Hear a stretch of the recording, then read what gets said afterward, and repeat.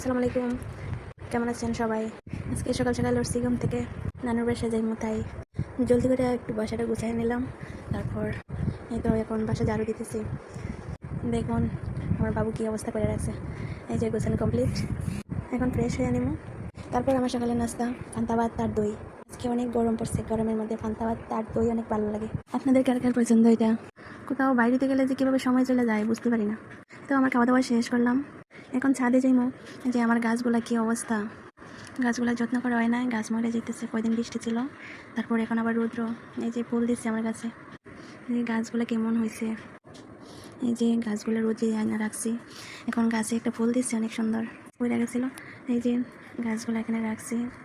আজকে অনেক রোদ, আকাশ একদম পরিষ্কার, অনেক রোদ আজকে। যে শেষ চলে আসছি, এখন আমরা বাইরে চলে যাবো। এই যে আমার ছেলে রেডি, আমার আগে চলে গেছে বাইরে, এখন গেটে থালা দিয়ে দিব। এই যে এখন চলে যাইতেছি, আমার বাবু তো আমার রাইকে চলে গেছে। তো যাইতে গেলে আমার আগে আমার ছেলে চলে যায়, যাওয়ার জন্য সে অনেক পাগল। দেখেন কি অবস্থা। টাটা। আর একটা বাসায় গেছিলাম, বাসা থেকে বের হইলেই দেখেন দোকান, যাইতে আর আইতে। এই যে আসা যাওয়ার সময় একবার দোকানে, আসার সময় একবার দোকানে, তার উঠতেই হইব। এই যে ও চকলেট নিয়ে নিছে। এই যে এক দোকান থেকে বের হয়েছি, আরেক দোকানে উঠছে। এই যে আরেকটা দোকানে উঠতেছে, ওর কি নিবে দেখেন। এই যে এগুলা একটা ওর জন্য, আর একটা নেবে ওর পাপার জন্য।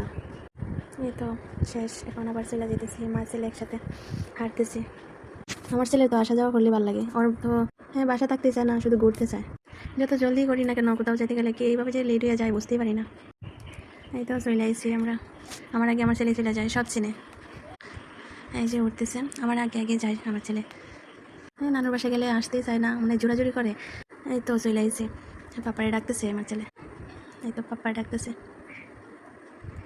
বলতেছে পাপা গেটটা খুলো। এই যে চলে আসছি। মামি আনারস দিচ্ছে, আনারস খাইছি। খাওয়ার পরে দেখলাম মামি কি রান্না করছে।